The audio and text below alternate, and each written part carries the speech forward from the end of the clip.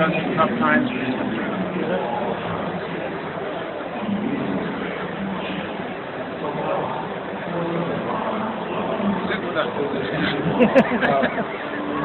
Continued western migration, or anything you can update us with regarding that? Or?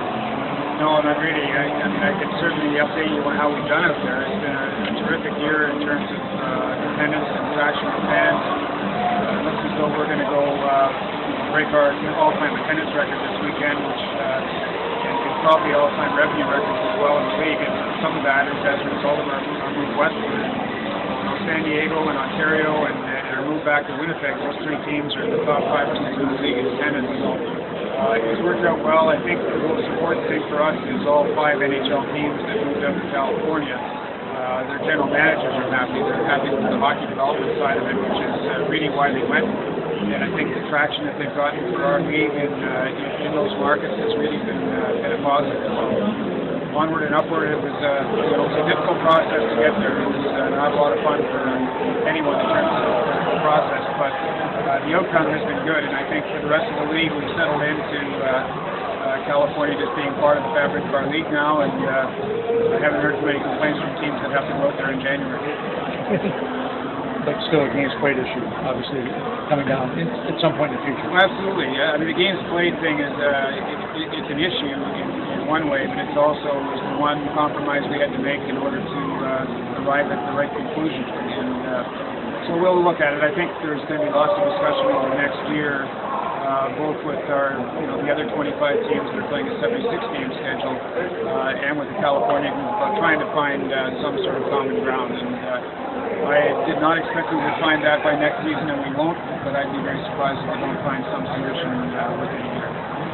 And as a result of that move westward, it led to a nice restructuring of the divisions, and it's almost like the Empire division all over again that the Amerks are competing in, save for St. John's and Toronto. What's that like for you to see the closely related geographically teams competing and battling it out so often? Well, it's what you hope to achieve anytime that you have any sort of a realignment. And it's funny, when the NHL went to 4 divisions, we went to 6, and people couldn't figure out what we were doing. We've been at 4, and we went to 6, now we're back at 4 again. And really the reason that we did it was geographic. If you tried to create 6 5-team divisions in our league right now, and you looked at the cities we're in, you could create 5 really good ones. And the 6th one would be nasty. Like, the teams would be all across North America. But when we built it into 4 divisions, once we realized the Texas teams would be comfortable playing in California, San Antonio and the Texas Stars, we knew we had a good 4-division fit, and it's been really good for us. And historically, for playoff purposes, we've always done really well when we had divisional playoffs as opposed to the 1 versus 8. And I think this year is going to be very similar. I think we're going to have a great playoff. We've got a lot of very good teams and good travels. Looking forward to it. I know the 2-referee system has been a topic. Is that a done deal for next year, or is it still down the line? Yeah, well, it's been a done deal in terms of introducing it over a period of time for a while now. But we have a new referees agreement. This is the first year of it. And we have committed with the NHL that by the end of it, which is 4 years out, we will be in a full 2-man system. The challenge that we have is not the unwillingness of our league to go to a 2-man system with a 2-referee system in every game. It's just the availability of referees is just not there for us to do it. You'll see a lot of nights, especially on a Saturday night in our league. This time of year it's not so bad, but during the winter when college hockey is being played, junior hockey is being played, the CHL is playing, and the NHL is playing, you won't see very many 2-referee games in our league because we can't find the qualified referees to do those games.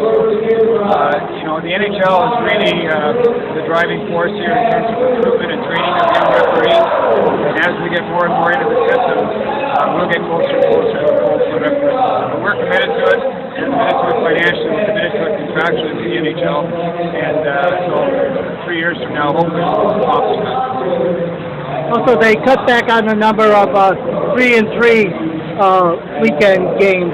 How do you see that going forward? They're thinking about what it was this year, maybe a few more, a few less going forward?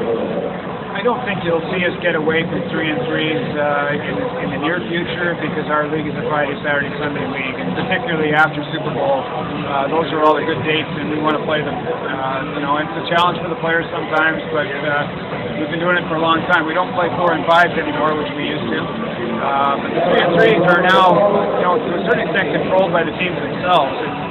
As an example, Rochester, if Buffalo would prefer not to play 3 and 3s, they just kind of trade them out before the schedule gets finalized. So I think they're playing less 3 and 3s than they used to here, and that's probably been driven by the hockey department. So I think there's less every year, but still for most of our teams, revenue is important, and playing on you guys have seen our games on Tuesdays and Wednesday nights compared to a good Sunday afternoon game. So that's where the 3 and 3s are coming from. Probably more 3 and 3s for independently owned teams.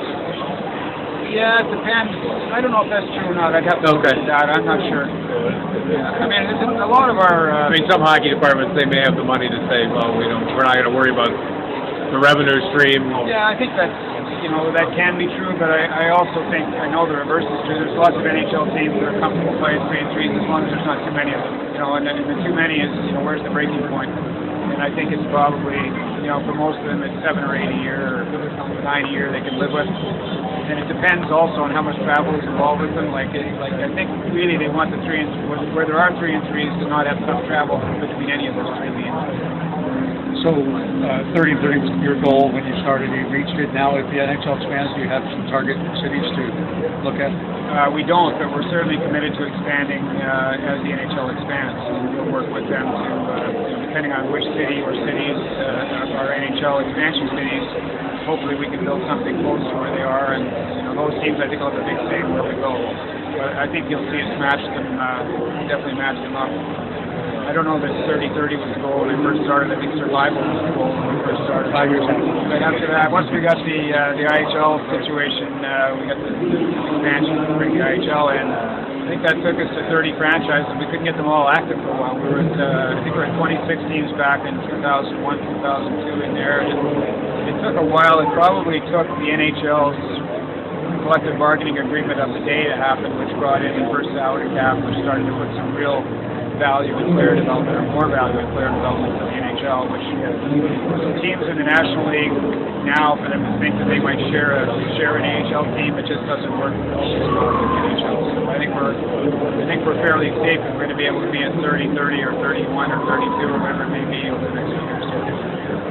Kind of looking down the line for the ECHL team, it almost might be a 30-30-30. What have those conversations been like for the AA expansion? Well, Brian McKenna and I have, I think we went back 10 years maybe and looked at it. I mean, you try to draw something up that might look like that, and over time I think market forces are taking us there particularly between some of the mergers and failures at the lower levels of minor hockey, where the ECHL has really stepped up and brought in a lot of those teams under the fold into one league. So I think over time we will see that. It'll be, whatever the number is in the NHL, we'll match it, and the ECHL will be there for us.